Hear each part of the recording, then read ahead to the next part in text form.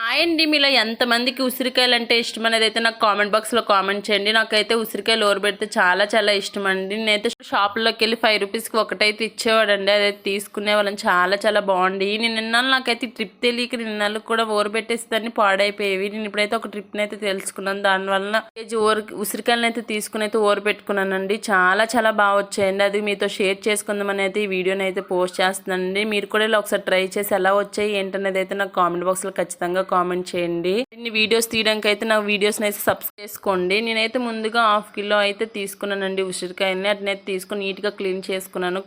ఏ మచ్చలు కూడా లేకుండా నీట్గా కట్ చేసుకున్నానండి. కట్ చేసుకున్నాక పాడైన ప్లేస్లో అంతా కూడా తీసేసి నీట్గా అయితే క్లీన్ చేసుకుని ఒక క్లాత్లో పొడి క్లాత్లో వేసి అయితే నీట్గా వాటర్ లేకుండా తుడుచుకున్నాను.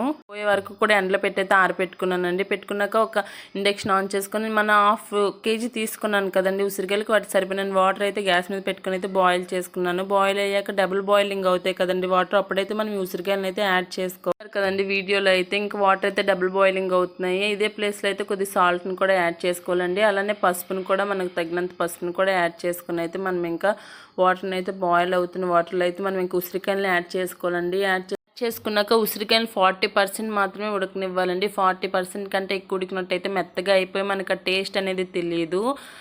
బాగా మొత్తం పేస్ట్లో అయితే అయిపోతుంది. 40% బాయిల్ అయితే ఇంక మనం ఆ నీటి నుండి అయితే మనం ఉసిరికాయలు తీసుకోవాలండి. తీసుకున్నాను నేనైతే, ఇదిగోండి బాయిల్ అయ్యింది. ఇంక 40% అయ్యేయండి. ఇలా ఉంటే సరిపోతుంది. తీసేసానండి.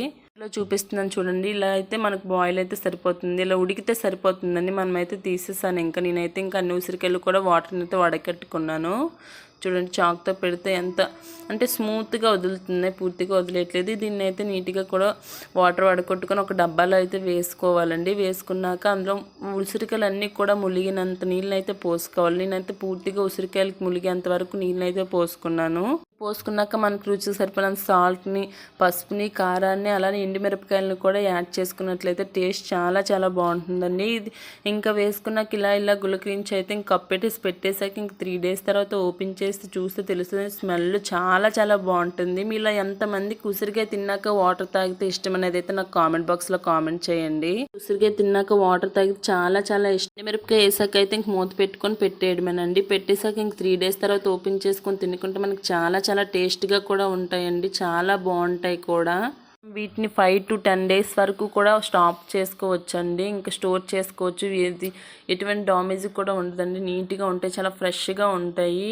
ఎటువంటి పొంగు కానీ అలాంటివి ఏమీ కూడా పైకి రావండి. చాలా చాలా బాగుంటుంది. వాటర్ కూడా చాలా టేస్ట్గా ఉంటాయండి. మనకి సీజనల్ కదండి, ఇప్పుడు చేసుకుంటేనే చాలా చాలా బాగుంటుందండి. తినడానికి కూడా అవుతాయి, మనకి ఫ్రెష్గా కూడా దొరుకుతాయి. అయితే కప్పెట్టుకుని అయితే ఇంక 3 days తర్వాత అయితే ఓపెన్ చేసి చూసానండి. చాలా చాలా బాగా ఊరాయండి. ఇంక నేను చూడండి తీసి చూపిస్తాను. చూడండి, లోపలంతా కూడా చాలా వైట్గా అయ్యింది. గ్రీన్ కలర్లో ఉంటుంది కదండి ఫస్ట్ అయితే. ఇప్పుడైతే చూసారా పూర్తిగా వైటిష్గా అయితే మారిపోయింది. ఇలాంటి మోర్ ఇంట్రెస్టింగ్ వీడియోస్ కోసం ప్లీజ్ సబ్స్క్రైబ్ మై ఛానల్.